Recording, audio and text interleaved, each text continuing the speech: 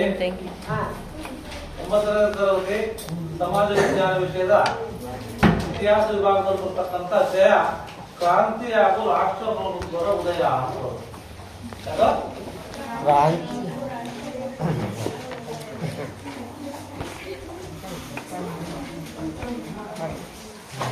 ಕ್ರಾಂತಿ ಹಾಗೂ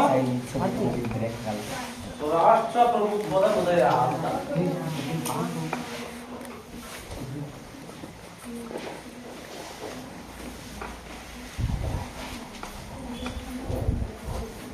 ಏನ್ ಕ್ರಾಂತಿಗಳು ಅಂದ್ರೆ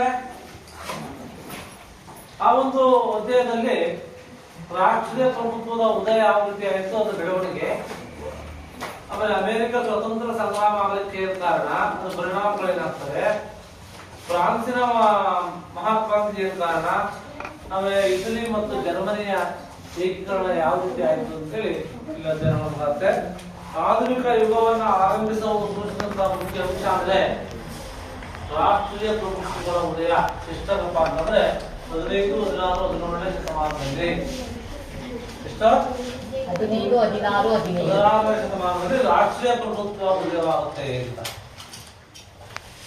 ಅವೇನಪ್ಪ ಅಂತಂದ್ರೆ ಈ ಚಕ್ರಾಧಿಪತ್ಯದಿಂದ ಹಿಡಿದು ನಗರಗಳ ರಾಜ್ಯಗಳವರೆಗೂ ವೈವಿಧ್ಯತೆಯನ್ನು ಹೊಂದಿತ್ತು ಅಂತ ಹೇಳುವಾಗ, ಹಾಗಾಗಿ ಆ ರಾಜ್ಯಗಳಲ್ಲಿ ವಾಸ ಮಾಡತಕ್ಕಂಥ ಜನರು ಒಂದೇ ಬಗೆಯವರಿರಲಿಲ್ಲ ಅಂತ. ರಾಷ್ಟ್ರೀಯ ಪ್ರಭುತ್ವ ಸ್ಥಾಪನೆ ಅಂದರೆ ಒಂದೇ ಬಗೆಯ ಜನ ಇಲ್ಲ, ಅವರು ಬೇರೆ ಬೇರೆ ರಾಷ್ಟ್ರತ್ವವನ್ನು ಪಡೆದವರಾಗಿದ್ರು. ಅದಾಯ್ತಾ? ಅವ್ರು ಬೇರೆ ಬೇರೆ ಭಾಷೆ, ಭಿನ್ನ ಭಿನ್ನ ಸಂಸ್ಕೃತಿಗಳನ್ನು ಸಹ ಹೊಂದಿದ್ರು ಅವರು. ಹಾಗಾಗಿ ಉಳಿದ ಮಾನ್ಯ ಪದ್ಧತಿ ಅವರದೇ ಆದ ನಂತರ ಇಲ್ಲಿ ಏನ್ ಮಾಡ್ತಾರೆ, ಜಮೀನ್ದಾರರು ರಾಜಕೀಯ ಶಕ್ತಿಯನ್ನು ಹೊಂದುವುದೇ. ಹಾಗಾಗಿ ಅನೇಕ ರಾಜರು ಉಂಬಳಿ ಜಮೀನ್ದಾರರ ಮೇಲೆ ತಮ್ಮ ಅವಲಂಬನೆಯನ್ನು ಕಡಿಮೆ ಮಾಡಿಕೊಂಡು ಏನ್ ಮಾಡ್ತಾರಪ್ಪ ಅಂದ್ರೆ ಎಲ್ಲಾ ಅಧಿಕಾರವನ್ನು ತಮ್ಮ ಅಧೀನಕ್ಕೆ ತೆಗೆದುಕೊಂಡು ಇದೊಂದು ದೈವ ದತ್ತಧಿಕಾರ ಅಂತ, ದೇವರು ದತ್ತಧಿಕಾರ ಅಂತ ಆಯ್ತಾ ಎಂಬ ನಂಬಿಕೆ ಇಟ್ಟು ಪ್ರಜೆಗಳಿಗೆ ಉತ್ತರಿಸಬೇಕಿಲ್ಲ ಅಂತ ತಿಳಿದಿದೆ. ಗೊತ್ತಾಯ್ತಾ? ಹಾಗಾಗಿ ಕೆಲವು ಮಧ್ಯಮ ವರ್ಗ ಇದ್ರು, ಆ ಒಂದು ಹಿತದೃಷ್ಟಿಯನ್ನು ಹೊಂದಿದ್ದು ಆ ರಾಷ್ಟ್ರೀಯ ಪ್ರಮುಖ ಹೃದಯ ಮತ್ತು ಬೆಳವಣಿಗೆಯ ಪ್ರಮುಖ ಪಾತ್ರವನ್ನು ವಹಿಸಿದೆ. ಹಾಗಾಗಿ ರಾಷ್ಟ್ರೀಯ ಭಾವನೆ ಇರಬೇಕು, ದೇಶ ಪ್ರೇಮ ಇರಬೇಕು, ತನ್ನದೇ ಒಳ್ಳೆಯ ಮತ್ತು ಕೆಟ್ಟ ಪರಿಣಾಮಗಳನ್ನು ಹೊಂದಬಹುದಿತ್ತು. ಹಾಗಾಗಿ ಎಲ್ಲಾ ಪ್ರಮುಖ ಹೋದ ಮೇಲೆ ರಾಷ್ಟ್ರಗಳ ನಡುವಿನ ಘರ್ಷಣೆ ಆಗುತ್ತೆ ಅಂತ. ಒಂದು ರಾಷ್ಟ್ರಕ್ಕೂ ಮತ್ತೊಂದು ರಾಷ್ಟ್ರದ ಏನಾಗುತ್ತೆ, ಘರ್ಷಣೆ ಆಗುತ್ತೆ, ಪೈಪೋಟಿ ಪ್ರಾರಂಭ ಆಗುತ್ತೆ. ಹಾಗಾಗಿ ಅಮೆರಿಕ ಮತ್ತು ಏಷ್ಯಾ ಖಂಡಗಳಲ್ಲಿ ವ್ಯಾಪಾರ ಮತ್ತು ವಸಾಹತುಗಾರಿಕೆ ಏನಪ್ಪಾ ಅಂತಂದ್ರೆ ಘರ್ಷಣೆ ಮತ್ತು ಯುದ್ಧಗಳಿಗೆ ಅವಕಾಶ ಮಾಡಿಕೊಡುತ್ತೆ. ಹಾಗಾಗಿ ಮೊದಲು ಸ್ಟಾರ್ಟ್ ಆಗುತ್ತೆ ಏನಪ್ಪ ಅಂದ್ರೆ ಅಮೆರಿಕ ಸ್ವಾತಂತ್ರ್ಯ ಸಂಗ್ರಾಮ ಅಂತ.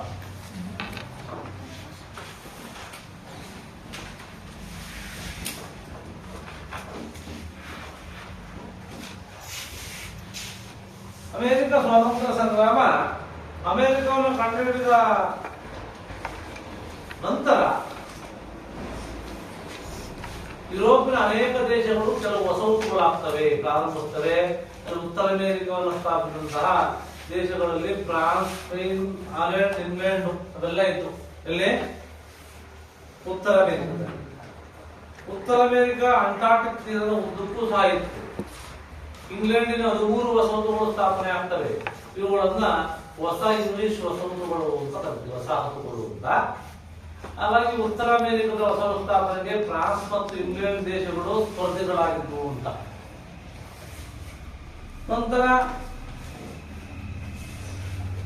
ಸಂಪೂರ್ಣ ಸ್ವಾತಂತ್ರ್ಯ ಅವಲಂಬನೆ ಹೊಂದಿದಂತಹ ಅಮೆರಿಕ ಕೆಲವು ವಸಾಹತುಗಳ ವಿರುದ್ಧ ಇಂಗ್ಲೆಂಡ್ನಲ್ಲಿ ದಂಗೆಡುವಂತೆ ಮಾಡುತ್ತೆ. ಹಾಗಾಗಿ ಅಮೆರಿಕದಲ್ಲಿ ಸ್ವಾತಂತ್ರ್ಯ ಸಂಗ್ರಾಮ ಯಾಕಾಯ್ತು, ಏನ್ ಕಾರಣಪ್ಪ ಅಂತಂದ್ರೆ ವಸಾಹತುಗಳ ಬಗ್ಗೆ ಇದ್ದಂತ ಮಾತೃದೋಷದ ದೇಶದ ಧೋರಣೆ. ಅವ್ರ ದೇಶದಲ್ಲಿ ಅವರಿಗೆ ಧೋರಣೆ ಇತ್ತು ಅವರಲ್ಲಿ. ಮತ್ತೆ ವಸಾಹತುಗಳ ಸ್ವತಂತ್ರ ಪ್ರೇಮ ಇರಲಿಲ್ಲ ಅವರಲ್ಲಿ. ಸಪ್ತವಾರ್ಷಿಕ ಯುದ್ಧಗಳ ಪರಿಣಾಮಗಳಾಗ್ತವೆ. ಕೆಲವು ನೌಕಾ ಕಾಯ್ದೆಗಳು ಬರ್ತವೆ. ಅದರಲ್ಲಿ ಥಾಮಸ್ ಪೈನ್, ಜಾನ್ ಹ್ಯಾನ್ಸನ್, ಸ್ಯಾಮ್ಯುಯಲ್ಸನ್ ಅಂತ ಇವರೆಲ್ಲ ಬೆಂಜಮಿನ್ ಫ್ರಾಂಕ್ಲಿನ್ ಇವರೆಲ್ಲ ಬರಹಗಾರರ ಪ್ರಭಾವ ಈ ಒಂದು ದೇಶದ ಸ್ವಾತಂತ್ರ್ಯ ಸಂಗ್ರಾಮಕ್ಕೆ ಕಾರಣ ಆಯಿತು ಅಂತ. ಯಾಕಂದ್ರೆ ಟೌನ್ ಸೆಂಟರ್ ತೆರಿಗೆಗಳನ್ನ ಮತ್ತೆ ಬಾಸ್ಟನ್ ಚಹಾಕೂಟಗಳ ಇವೆಲ್ಲಪ್ಪ ಅಮೆರಿಕ ಕ್ರಾಂತಿ ಕಾರಣ ಆಗ್ತವೆ. ಹಾಗಾಗಿ ಅಮೆರಿಕ ಕ್ರಾಂತಿ ಆದ್ರೂ ಸಹ ಸ್ವಾತಂತ್ರ್ಯ ಘೋಷಣೆ ಆಗುತ್ತೆ. ಯಾವುದು ಅಮೆರಿಕ. ಅದು 1774ರಲ್ಲಿ ಅಮೆರಿಕ 13 ವಸಾಹತುಗಳು 1774ರಲ್ಲಿ ಅಮೆರಿಕದ 13 ವಸಾಹತು ರಾಷ್ಟ್ರಗಳು ಏನ್ ಮಾಡ್ತಾವಪ್ಪ ಅಂತಂದ್ರೆ ಫಿಲಡೆಲ್ಫಿಯಾ ಅಂತ ಒಂದು ನಗರದಲ್ಲಿ ಸಭೆ ಸೇರ್ತಾವಲ್ಲಿ. ಇದನ್ನು ತಮ್ಮ ಸ್ವತಂತ್ರವನ್ನ ಮೊಟಕುಗೊಳಿಸಲಿಕ್ಕೆ ತಾಯ್ನಾಡಿನ ಪ್ರಯತ್ನಗಳು ಕೆಲವು ಶಸ್ತ್ರಾಸ್ತ್ರ ಬಲದಿಂದ ಪ್ರತಿಭಟನಾ ಆಗ್ತಾ ಇದೆ ನಿರ್ಧಾರ ಮಾಡಿದಂತ ಅವರು ಬ್ರಿಟನ್ ರಾಜ ತನ್ನ ಕ್ರಮವನ್ನು ದಂಗೆಯನ್ನು ಘೋಷಣೆ ಮಾಡ್ತಾರೆ. ಏನ್ ಮಾಡ್ತಾರೆ?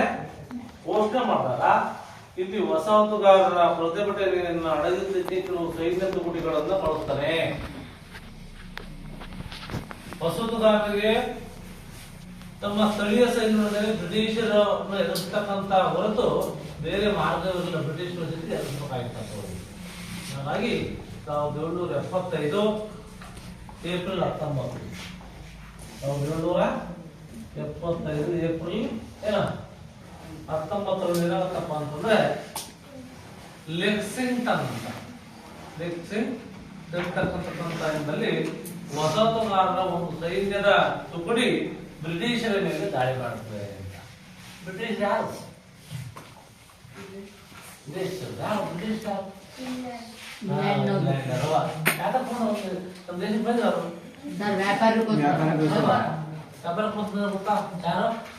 ಇಂಗ್ಲೆಂಡ್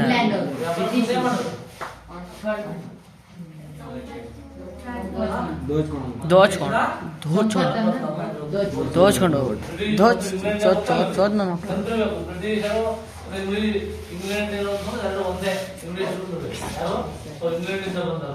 ಬಾರಿ ಚೋದು ನನ್ನ ಮಕ್ಕಳು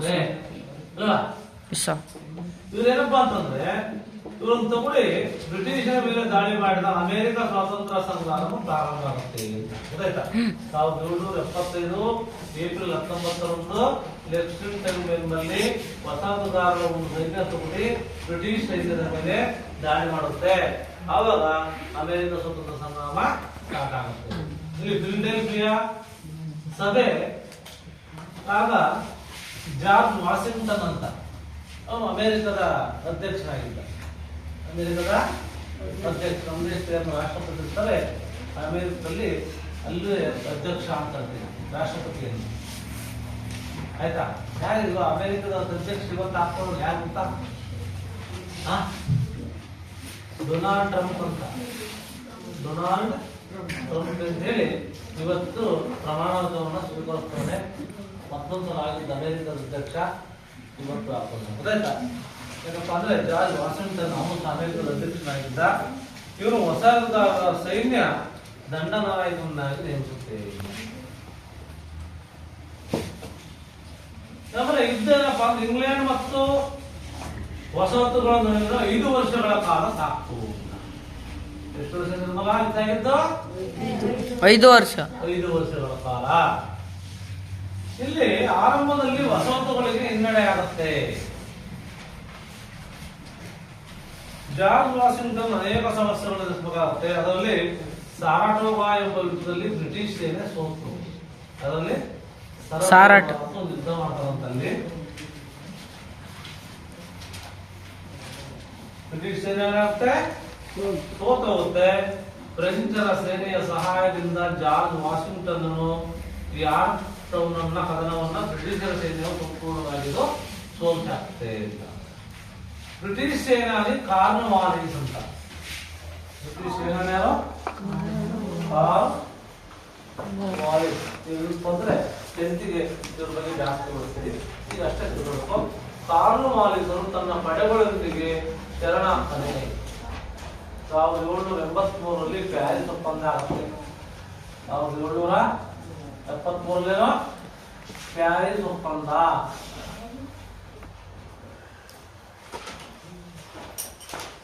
ಒಪ್ಪಂದ ಆಗೋದ್ರ ಮೂಲಕ 13 ವಸಾಹತುಗಳನ್ನ ಬ್ರಿಟಿಷ್ ಸ್ವಾತಂತ್ರ್ಯ ಅಂತೇಳಿ ಸಂಖ್ಯೆ ಬರ್ತದೆ. ಆಯ್ತಾ? ಹಾಗಾಗಿ ಜುಲೈ 4ರಂದು ಸ್ವತಂತ್ರ ಘೋಷಣೆ ಮಾಡಿದ್ರಿಂದ ಅಮೆರಿಕನಲ್ಲಿ ಅದು ಮಹತ್ವದ ದಿನವಾಯಿತು. ಹಾಗಾಗಿ ಇವತ್ತು ಜುಲೈ 4 ಅಮೆರಿಕನ್ನರು ಸ್ವಾತಂತ್ರ್ಯ ದಿನ ಅಂತ ಆಚರಣೆ ಮಾಡ್ತಾರೆ. ಗೊತ್ತಾಯ್ತಾ? ಜುಲೈ 4 ಏನು ಅಮೆರಿಕದ ಸ್ವಾತಂತ್ರ್ಯ ದಿನ. ಅದು ಜುಲೈ 4. ನಮ್ಮ ದೇಶದ ಎಷ್ಟು ಸ್ವತಂತ್ರ ದಿನ? ನಮ್ಮ ದೇಶ ಸ್ವತಂತ್ರ ದಿನ ಎಷ್ಟು ಯಾವತ್ತು ಆಚರಣೆ ಮಾಡ್ತಾರೆ? ಸ್ವತಂತ್ರ ದಿನಗಳನ್ನ ಆಗಸ್ಟ್ 15. ಆಗಸ್ಟ್ ಯಾವ ಸ್ವಾತಂತ್ರ್ಯ ಸ್ವಾತಂತ್ರ್ಯ ಬಯಸಿದಾರಲ್ಲ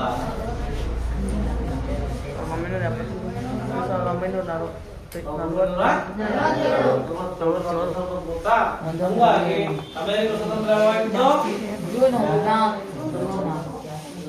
ಏನ್ ಕರಿತೀವಿ? ಅಮೆರಿಕದ ಸ್ವಾತಂತ್ರ್ಯ ದಿನ ಅಂತ ಕರಿತೀವಿ.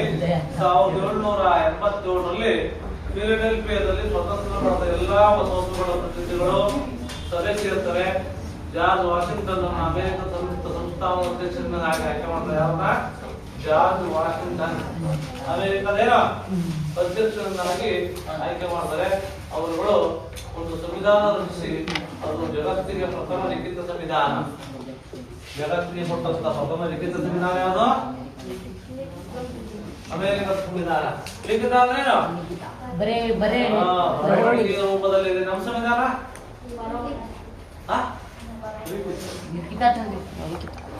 ನಮ್ಮ ದೇಶ ಸಂವಿಧಾನ ಲಿಖಿತ ಸಂವಿಧಾನನೇ. ಬರವಣಿಗೆ ರೂಪದಲ್ಲಿರ್ತಕ್ಕಂಥ ಸಂವಿಧಾನನೇ. ಹಾಗಾಗಿ ಈ ರೀತಿಯಾಗಿ ಅಮೆರಿಕ ಸ್ವತಂತ್ರ ಆಗುತ್ತೆ. ಆ ಒಂದು ಅಮೆರಿಕ ಸ್ವತಂತ್ರ ಸಂಗ್ರಾಮದಿಂದ ಪರಿಣಾಮಗಳೇನು ಅಂತಂದ್ರೆ ಇದು ಫ್ರಾನ್ಸ್ ಮಹಾಕ್ರಾಂತಿಗೆ ಪ್ರಚೋದನೆಯನ್ನ ಕೊಡ್ಕೋಬಹುದು.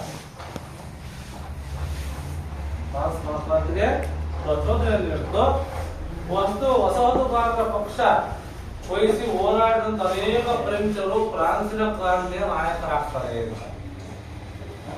ಅಮೆರಿಕದಲ್ಲಿ ಅನೇಕ ಸ್ಪೇನ್, ಪೋರ್ಚುಗಲ್ ವಸಾಹತುಗಳು ತಮ್ಮ ತಾಯ್ನಾಡಿನ ವಿರುದ್ಧ ದಂಗೆಯಾಡ್ತವೆ, ಉತ್ತೇಜನ ಕೊಡ್ತವೆ. ಅಮೆರಿಕ ಸಂಯುಕ್ತ ಸಂಸ್ಥಾನ ಒಂದು ಹೊಸ ರಾಷ್ಟ್ರದ ಉದಯವಾಗುತ್ತೆ 1787ರಲ್ಲಿ. ಹೋದಾಯ್ತಾ? ನಂತರ ಬರ್ತಕ್ಕಂಥದ್ದು ಫ್ರೆಂಚಿನ ಕ್ರಾಂತಿ, ಫ್ರಾನ್ಸ್ ಕ್ರಾಂತಿ. ಫ್ರಾನ್ಸಿನ ಕ್ರಾಂತಿ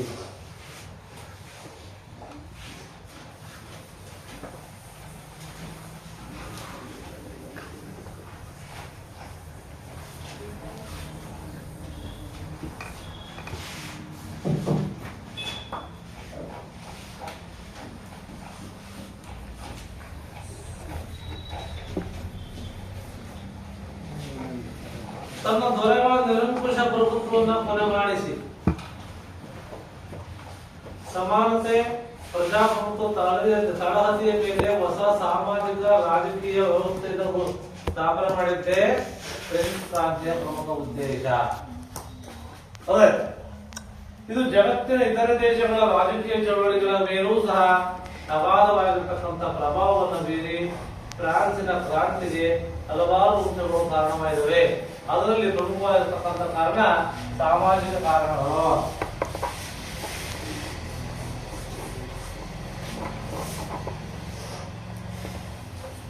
ಸಾಮಾಜಿಕ ಕಾರಣ. ಸಾಮಾಜಿಕ ಕಾರಣ ಫ್ರೆಂಚ್ ಸಮಾಜದಲ್ಲಿ ಅಸಮಾನತೆ ಎಲ್ಲಾ ರಂಗಗಳು ತಾಂಡವಾಡ್ತಾ ಇತ್ತು ಅಂತ. ಸಮಾನತೆ ಇರಲಿಲ್ಲ,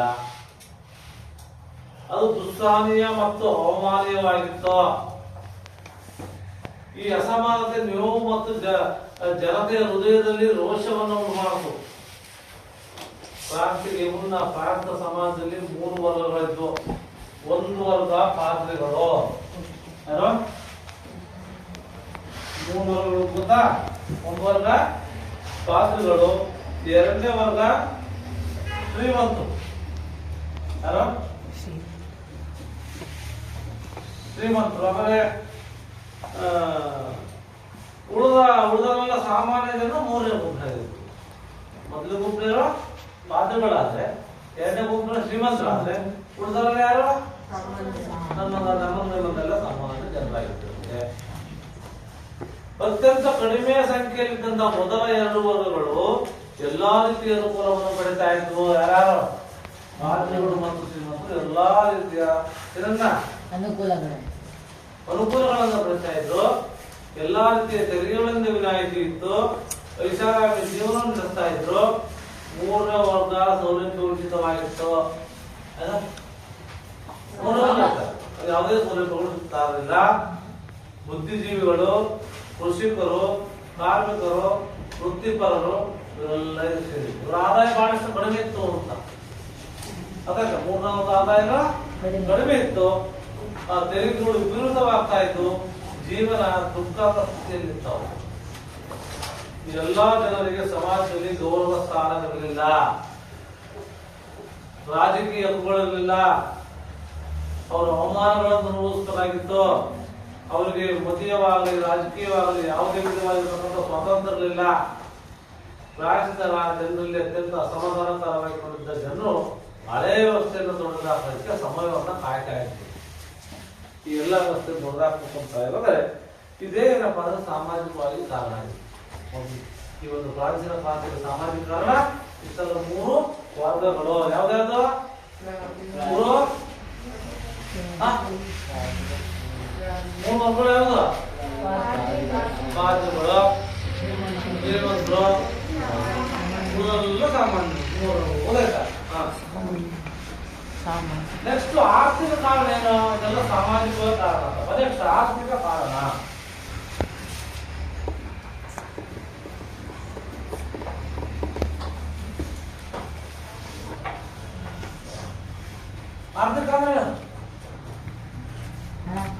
ಆರ್ಥಿಕ ಅಂದ್ರೆ ಹಣಕಾಸಿಗೆ ಸಂಬಂಧಪಟ್ಟಂತ ಕಾರಣಗಳು ಏನಾಗಿತ್ತು? ಫ್ರಾನ್ಸ್ ಕೃಷಿ ಪ್ರಧಾನವಾಗಿರ್ತಕ್ಕಂಥ ದೇಶ ಆಗಿತ್ತು. ಏನಾಗಿತ್ತು? ಕೃಷಿ ಪ್ರಧಾನ ಕೃಷಿ ಮಾಡ್ತಕ್ಕಂಥ ಕೃಷಿ ಪದ್ಧತಿಗಳು ಅಭಿವೃದ್ಧಿಗಳು ಆಗಿದ್ರು ಸಹ ಭೂಮಿಯ ಉತ್ಪತ್ತಿ ಬಹಳ ಕಡಿಮೆ. ರೈತರೇ ಇಷ್ಟಿನ ತೊಂದರೆಗಳನ್ನ ಒಳಗಾಗಿದ್ರು. ಬರಗಾಲಗಳು ಸಾಮಾನ್ಯವಾಗಿದ್ವು. ಜನರಿಂದ ಆಹಾರಕ್ಕಾಗಿ ಧನ್ಯಗಳಾಗ್ತಾವಲ್ಲಿ ಇಲ್ಲಿ ಫ್ರಾನ್ಸ್ ಅಲ್ಲಿ. ಕೈಗಾರಿಕೆಗಳು ವೃತ್ತಿ ಸಂಘಗಳು ಅಧೀನಕ್ಕೊಳಪಡ್ತವೆ. ಆಂತರಿಕ ಅಡ್ಡಿಗಳಿಂದಾಗಿ ಮತ್ತು ಅಧಿಕಾರದ ಅತಿಯಾದ ಮಧ್ಯಪ್ರವೇಶ ಅಧಿಕಾರಿಗಳು ಕೈಗಾರಿಕಾ ಬೆಳವಣಿಗೆ ಕುಂಠಿತಾಗುತ್ತೆ. ಇದರ ಫಲವಾಗಿ ಕೈಗಾರಿಕೆಗಳು ಬೆಳವಣಿಗೆ ಕುಂಠಿತಾದಾಗ ಏನಾಗುತ್ತೆ? ಉತ್ಪಾದನೆ ಜಾಸ್ತಿ ಆಗುತ್ತೆ, ಉತ್ಪಾದನೆ ಆಗುತ್ತೆ, ಕಡಿಮೆ ಆಗುತ್ತೆ, ಕುಂಠಿತ ಆಗುತ್ತೆ. ಇದು ಸಹ ಕಾರಣ ಆಯ್ತು. ನೆಕ್ಸ್ಟ್ ರಾಜಕೀಯ ಕಾರಣ.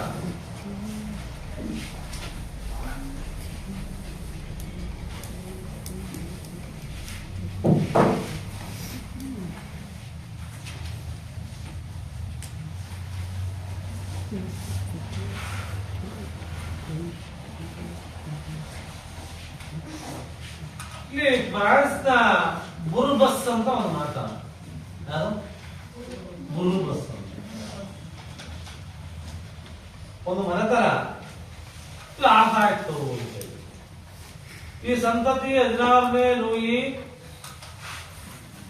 ಸುಖಲೋಪತೆಯಿಂದ ಕೂಡಿದಂತ ದುಂದುಗಾರಿಕೆಗೆ ನಡೆಸ್ತಾ ಇದ್ದ. ಯಾರು? 16ನೇ ಲೂಯಿ 14, 15, 16 ಮಕ್ಕಳಿಗೆ 16 ಏನ್ ಮಾಡ್ತಾ ಇದ್ದ? ದುಂದುಗಾರಿಕೆ ನಡೆಸ್ತಾ ಇದ್ದ. ಸರ್ಕಾರಿ ಕೆಲಸಗಳಲ್ಲಿ ಅಸಡ್ಡೆ ಇದ್ದ ಅವನಿಗೆ ಮೇರಿ ಅಂಟಾಯ್ನೆಟ್ ಎಂಬ ರಾಣಿ ಇದ್ದ. ಅವಳು ಆಸ್ಟ್ರಿಯನ್ ದೇಶದ ರಾಜಕುಮಾರಿ. ಅವಳು ದೇಶದ ಆಡಳಿತ ವ್ಯವಹಾರಗಳಲ್ಲಿ ತಲೆ ಹಾಕ್ತಾ ಇದ್ದು. ವಿದೇಶಿಯರು ಮತ್ತು ತಮ್ಮ ವಿಷಯದಲ್ಲಿ ಪ್ರೀತಿ ಇಲ್ಲ ಎಂಬ ಕಾರಣದಿಂದ ಜನರು ಅವಳನ್ನು ಏನ್ ಮಾಡ್ತಾರೆ? ದ್ವೇಷ ಮಾಡ್ತಾ ಇರ್ತಾರೆ. ಹಾಗಾಗಿ ರಾಜನು ಅವಳನ್ನ ನಿಯಂತ್ರಿಸಲಾಗಲಿಲ್ಲ. ಕ್ರಮೇಣ ಪರಿಸ್ಥಿತಿ ಅವನ ಕೈಬೀರಿ ಹೋಯಿತು. ಈ ಒಂದು ಕೈಬೀರಿ ಹೋಗಿದ್ರಿಂದ ಈ ಒಂದು ಕ್ರಾಂತಿ ಆಗಿತ್ತು. ಇಲ್ಲಿ ಫ್ರೆಂಚ್ ಚಿಂತಕರು ಅಂದ್ರೆ ಪ್ರಸಿದ್ಧ ವಿಜ್ಞಾನಿಗಳು ವಿದ್ವಾಂಸರು ಅಲ್ಲಿ ಮಾಂಟೆಸ್ಕೋ, ರೂಸೋ, ವಾಲ್ಟೆ ಇವರೆಲ್ಲ ಕ್ರಾಂತಿಕಾರಿ ಬರಹಗಳಿಂದ ಕ್ರಾಂತಿಕಾರಿಗಳಿಗೆ ಉತ್ತೇಜನವನ್ನು ಕೊಟ್ಟಿದ್ರು. ಹಾಗಾಗಿ ಈ ಒಂದು ಮಾಂಟೆಸ್ಕೋ ಒಂದು ಮತ, ಮಾಂಟೆಸ್ಕೋ ತನ್ನ ದೈವದತ್ತ ಅಧಿಕಾರ ಅಂತ ತೃತೀಯ ರಾಜ್ಯದ ಉಳಿದವರು ದೈವದತ್ತ ಡಿವೈನ್ ರೈಟ್ ಆಫ್ ಕಿಂಗ್ಸ್ ನಿರ್ಧಾರವನ್ನು ಟೀಕಿಸಿ ಸಂವಿಧಾನಿಕ ರಾಜಪ್ರಭುತ್ವಕ್ಕೆ ನಿರ್ಧಾರವನ್ನು ಕೊಡ್ತಾರೆ. ನೆಕ್ಸ್ಟ್ ವಾಲ್ಟೈರ್ ಅಂತ ಬರ್ತಾರೆ. ಇವರು ಫ್ರಾನ್ಸ್ನಲ್ಲಿ ಪ್ರಸಿದ್ಧ ಪ್ರಚಲಿತ ಸಂಪ್ರದಾಯಗಳನ್ನ ಏಕ ವಿಚಾರಣೆಯನ್ನು ಮಾಡ್ತಕ್ಕಂಥ ಅಂಧಶ್ರದ್ಧೆಯನ್ನು ಖಂಡಿಸ್ತಾನೆ. ಅಲ್ಲದೆ ರೋಮನ್ ಕ್ಯಾಥಲಿಕ್ ಚರ್ಚ್ ಅನ್ನು ಖಂಡಿಸ್ತಾನೆ. ರೋಮನ್ ಕ್ಯಾಥಲಿಕ್ ಚರ್ಚ್ಗಳು ಬಹಳಷ್ಟಿದ್ದು ಅದನ್ನು ಖಂಡಿಸ್ತಾನೆ. ನಂತರ ಅಮೆರಿಕ ಸ್ವತಂತ್ರ ಸಂಗ್ರಾಮದ ಪ್ರಭಾವದಿಂದ ಏನಾಗುತ್ತೆ? ಅಮೆರಿಕ ಸ್ವತಂತ್ರ ಸಂಗ್ರಾಮ ಆಯ್ತು ಗೊತ್ತಾ? ಆಯ್ತಾ? ಅನಂತರ ಇದರ ಪ್ರಭಾವವಾಗಿ ಅಮೆರಿಕ ಸ್ವತಂತ್ರವನ್ನು ಕೂಡ ಫ್ರೆಂಚರ ಮೇಲೆ ಅಗಾಧ ಪ್ರಭಾವವನ್ನು ಮಾಡಿತು. ಅಮೆರಿಕದಲ್ಲಿ ಇಂಗ್ಲಿಷರ ವಿರುದ್ಧ ಹೋರಾಡಲಿಕ್ಕೆ ಅನೇಕ ಫ್ರೆಂಚ್ ಸೈನಿಕರು ತಮ್ಮನ್ನ ತಾಯ್ದಾಳಿಗೆ ತಿರುಗಿದ್ರು. ಅವರು ಕ್ರಾಂತಿಕಾರಿಗಳ ಅವಶ್ಯಕವಾಗಿರ್ತಕ್ಕಂಥ ಬಲ ಮತ್ತು ಉತ್ಸಾಹವನ್ನು ಒದಗಿಸಿಕೊಟ್ರು. ಎಲ್ಲ ಘಟಕಗಳಿಂದ ಫ್ರೆಂಚ್ ರಾಜ 1175 ವರ್ಷಗಳಿಂದ ಕರೆದಿದ್ದಂತ ಫ್ರೆಂಚ್ ಜನರಲ್ ಅಂತಕ್ಕಂಥ ಶಾಸಕಾಂಗ ಸಭೆಯನ್ನ ಕರೀತಾರೆ. ಅಲ್ಲೇ ಇಲ್ಲಿ 3ನೇ ವರ್ಗದ ಸದಸ್ಯರು ತಾವೇ ರಾಷ್ಟ್ರೀಯ ಸಭೆಯನ್ನು ಘೋಷಣೆ ಮಾಡ್ಕೊಳ್ತಾರೆ. 3 ವರ್ಗ ಅಂತ ಗೊತ್ತಾ? ಅವರೇ ನಮ್ಮದೇ ರಾಷ್ಟ್ರೀಯ ಸಭೆಯನ್ನು ಘೋಷಣೆ ಮಾಡಿಬಿಟ್ಟು ಉಳಿದೆರಡು ವರ್ಗಗಳು ಸದಸ್ಯರು ತಮ್ಮೊಳಗೆ ಸೇರುವಂತೆ ಆಹ್ವಾನ ಮಾಡ್ತಾರೆ. ಅದೇ ನೀವು ಯಾರು ಸೇರಬಹುದು ಅನ್ಕೊಂತೀವಿ ಅಂತ ತೀರ್ಮಾನ ಮಾಡ್ತಾರೆ. ಹಾಗಾಗಿ 1789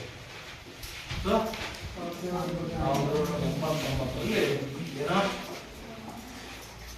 ಜುಲೈ 14 ವ್ಯಾಸ್ಟೈಲ್ ಎಂಬ ರಾಜ್ಯ ಬಂದಿಖಾನೆಯ ಮೇಲೆ ದಾಳಿ ಮಾಡಿ ಯುದ್ಧ ಕೈದಿಗಳನ್ನು ಬಿಡುಗಡೆ ಮಾಡಿ ನಿರಂಕುಶ ಪ್ರಭುತ್ವಕ್ಕೆ ಅಂತ್ಯವನ್ನು ಹಾಕಲಾಗಿದೆ. ಕ್ರಮೇಣ ಈ ಕ್ರಾಂತಿ ದೇಶದ ಇತರ ಭಾಗಗಳಿಗೆ ಹೋಗುತ್ತೆ.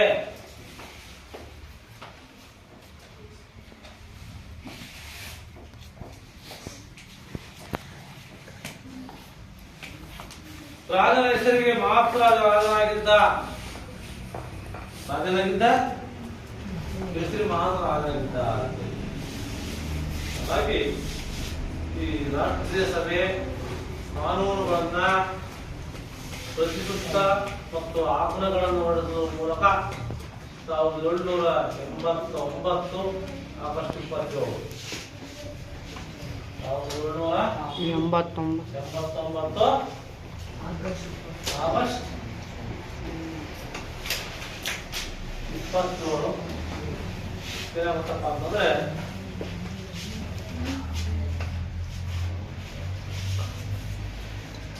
ಮಾನವನ ಮತ್ತು ಪೌರರ ಹಕ್ಕುಗಳನ್ನ ಘೋಷಣೆಯನ್ನಾಗಿ ಬರುತ್ತೆ ಅಂತ. ಮಾನವನ ಹಕ್ಕುಗಳನ್ನ ಪೌರರ ಹಕ್ಕುಗಳನ್ನ ಮತ್ತೆ ಘೋಷಣೆ ಮಾಡುತ್ತೆ. ಹಾಗಾಗಿ ಈ ಒಂದು ಹಿಂಸಾತ್ಮಕ ರೂಪವನ್ನು ತಾಳುತ್ತದೆ, ತೀವ್ರವಾದ ಸುಧಾರಣೆಗಳನ್ನು ಬಯಸುತ್ತೆ. ಆನಂತರ ಜಾಕೋಬಿಯನ್ ಅನ್ನುವಂಥವ್ರು ಏನಪ್ಪ ಅಂತಂದ್ರೆ ಒಂದು ಗುಂಪು ಅಧಿಕಾರಕ್ಕೆ ಬರುತ್ತೆ. ಜನರ ನಾಯಕರನ್ನ ಬೀರಸ್ಪಿಯ ಪ್ರಜಾಪ್ರಭುತ್ವದ ಪರ ಇದ್ದಂತಹ ಒಂದು ಶಂಕಿತ ವ್ಯಕ್ತಿಗಳನ್ನ ಉಪಾತ್ಮವಾಗಿ ಆವಿಷ್ಕರಿಸಿದಂತ ಗಿರೋಟಿನ್ ಯಂತ್ರಕ್ಕೆ ಬಲಿ ಕೊಡ್ತಾರೆ ಅಂತ ಹೇಳಿ ನಮ್ಮ ಪ್ರಜಾಪ್ರಭುತ್ವ ಪಡೆದಂತವ್ರು ಆ ವ್ಯಕ್ತಿಗಳನ್ನು ಏನ್ ಮಾಡುತ್ತೆ ಬಲಿಯನ್ನ ಕೊಡುತ್ತೇವೆ. ಹಾಗಾಗಿ ಇಷ್ಟೆಲ್ಲ ಏನಪ್ಪ ಅಂದ್ರೆ ಫ್ರಾನ್ಸಿನ ಮಹಾಕ್ರಾಂತಿ ನಡೆಯಲಿಕ್ಕೆ ಕಾರಣ. ಅವನ ಒಂದು ಫ್ರಾನ್ಸಿನ ಮಹಾಕ್ರಾಂತಿ ನಡೆದ್ರಿಂದ ಏನೇ ತೊಂದರೆ ಆಗ್ತದೆ ಅಂದ್ರೆ ಈ ಫ್ರೆಂಚ್ ಕ್ರಾಂತಿ ಪ್ರಮುಖ ಘಟಕಗಳಿಗೆ ನಾಂದಿ ಆಯಿತು. ಯಾವ ಘಟನೆಗಳು? ಈ ಉಳಿಗಾಲ ಪದ್ಧತಿ ನಾಶವಾಗುತ್ತೆ, ಶ್ರೀಮಂತ ವರ್ಗ ಕೊಡುತ್ತೆ ಅಂತ ಹೇಳಿ ಗೊತ್ತಾ? ಇಲ್ಲಿ ರೋಮ್ನಲ್ಲಿ ಕ್ಯಾಥೋಲಿಕ್ ಅದು ಆ, ವಿಶೇಷ ಅಧಿಕಾರ ಸವಲತ್ತುಗಳು ರದ್ದಾಗ್ತವೆ. ಇಲ್ಲಿ ಅಲ್ಲಿ ಶ್ರೀಮಂತರು ಭೂಮಿಯನ್ನು ಕಸಿದುಕೊಳ್ಬೇಕಾಗುತ್ತೆ, ಚರ್ಚ್ ರಾಜ್ಯಕ್ಕೆ ದಿನವಾಗುತ್ತೆ, ಬೇಕಾದ ದೇಶಾದ್ಯಂತ ಒಂದೇ ರೀತಿಯನ್ನು ಆಡಳಿತವನ್ನು ಜಾರಿಗೆ ತರ್ತಾರೆ, ಜನರಿಗೆ ಸ್ವಾತಂತ್ರ್ಯ ಸಮಾನತೆ ಭಾತೃತ್ವ ಅಂತ ಹೇಳಿ ಸ್ವತಂತ್ರ ಸಮಾನತೆ ಮತ್ತೆ ಭಾತೃತ್ವ ಅಂತಕ್ಕಂಥ ಆಶ್ವಾಸನೆಗಳನ್ನ ಅಲ್ಲಿನ ಸರ್ಕಾರ ಕೊಡುತ್ತೆ. ಫ್ರಾನ್ಸ್ ಪ್ರಾಂತ್ಯದಿಂದ ಏನಾಗಿದ್ದವರು ಬಹಳ ಬೇಸರ ಗೊತ್ತಾ, ಹಂಗಾಗಿ ಅವ್ರು ಏನ್ ಮಾಡ್ತಾರೆ ಅದನ್ನ ಅವಕಾಶವನ್ನ ಮಾಡಿಕೊಡ್ತಾರೆ.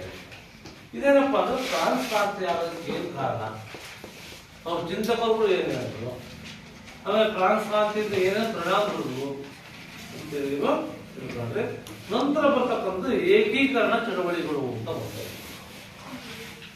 ಏಕೀಕರಣ ಚಳವಳಿಗಳು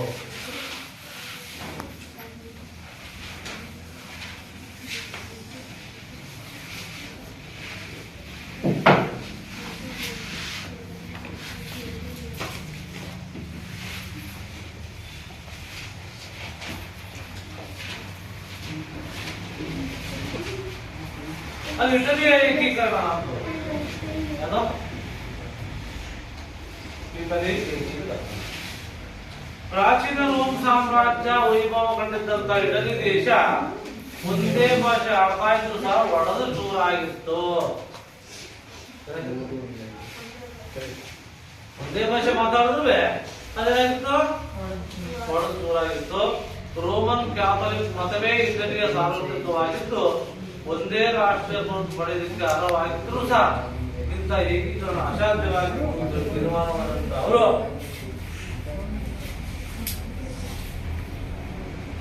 19ನೇ ಶತಮಾನದ ಆದಿಯ ಭಾಗದಲ್ಲಿ ಅನೇಕ ಸಣ್ಣ ಪುಟ್ಟ ರಾಜ್ಯಗಳನ್ನು ಮಾಡಿಕೊಂಡು ಇದರಲ್ಲಿ ಲೋಂಬಾರ್ಡಿ, ವೆನೇಷಿಯಾ, ಸಿಸಿಲಿ, ನೇಪಲ್ ಅಂತಕ್ಕಂಥ ಎರಡು ಏನು ಬಡವನ ಮಾಡುವ ಮೂಲಕ ಏನ್ ಮಾಡ್ತಾರೆ, ಓಪರು ರಾಜ್ಯಗಳನ್ನ ಟನೆಸ್ಕಿ, ಪಾರ್ಮಾ ಅಂತ ಬೆಲೆಯಿಡತಕ್ಕಂಥ ಪ್ರಮುಖ ಇರ್ತವೆ. ಈ ಒಂದು 1815ರಿಂದ 1848ರವರೆಗೆ 1810ರಿಂದ 1848ರವರೆಗೆ ಏನಾಗಿತ್ತಪ್ಪ ಅಂತಂದ್ರೆ ದೇಶದ ಅನೇಕ ರಾಜ್ಯಗಳಲ್ಲಿ ದಂಗೆಗಳು ಉಂಟಾಗ್ತವೆ. ದಂಗೆ ಉಂಟಾಗ್ತವೆ. ಎಲ್ಲಾ ದಂಗೆಗಳ ಮುಖ್ಯ ಗುರಿ ರಾಷ್ಟ್ರೀಯ ಸ್ವತಂತ್ರ ಮತ್ತು ಏಕೀಕರಣ ಅಂತ.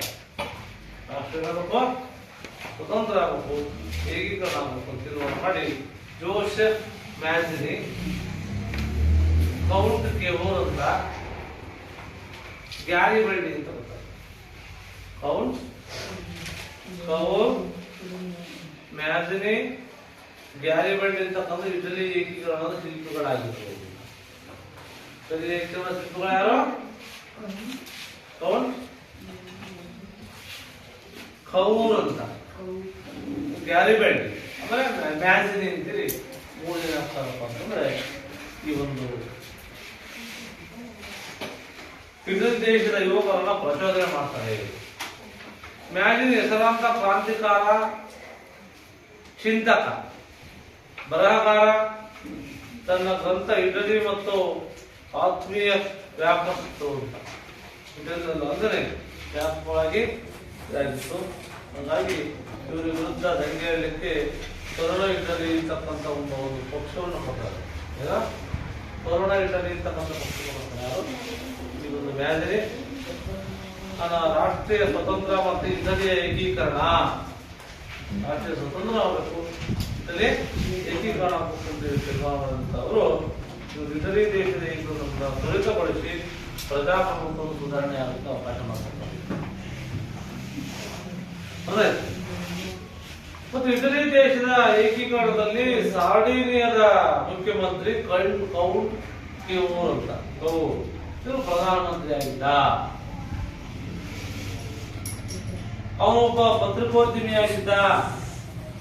ಇಟಲಿ ದೇಶದ ಸಾಹಿತ್ಯದ ಪುನರುಜ್ಜೀವನಕ್ಕಾಗಿ ಮೀಸಲಾತಿಗಾಗಿ ರಿಸಾರ್ಜ್ಮೆಂಟ್ ಅಂತಕ್ಕಂಥ ಪತ್ರಿಕೆ ಇರ್ತಕ್ಕಂಥ ಯಾರು? ಮ್ಯಾಜರಿ ರಿಸಾರ್ಜ್ಮೆಂಟ್ ಅಂತಕ್ಕಂಥ ಪತ್ರಿಕೆ ಇದು ಅರ್ಥ ಆಗಲ್ಲ ಈ ಪಾಠ ಅಲ್ಲಿ ಪಾಯಿಂಟ್ ಹೋಯ್ತಿಲ್ಲ ಅರ್ಥ ಆಗಲ್ಲ ಆಯ್ತಾ ಹಾಗಾಗಿ ಈ ಒಂದು ಪತ್ರಿಕೆ ಜಾರಿ ತರುವ ಮೂಲಕ ಏನಾಗುತ್ತೆ ಈ ರೀತಿಯಾಗಿ ಇಟಲಿ ಏಕೀಕರಣ ಮತ್ತೆ ಫ್ರಾನ್ಸಿನ ಕ್ರಾಂತಿ ಅವರ ಕಾರಣ ಪರಿಣಾಮ ಬಗ್ಗೆ ತಿಳ್ಕೊಂಡ್ರೆ ಮುಂದಿನ ತರಗತಿಯಲ್ಲಿ ಈ ಒಂದು ಜರ್ಮನಿ ಏಕೀಕರಣ ಅದರ ಬಗ್ಗೆ ನಾವು ಅಧ್ಯಯನ ಮಾಡೋಣ.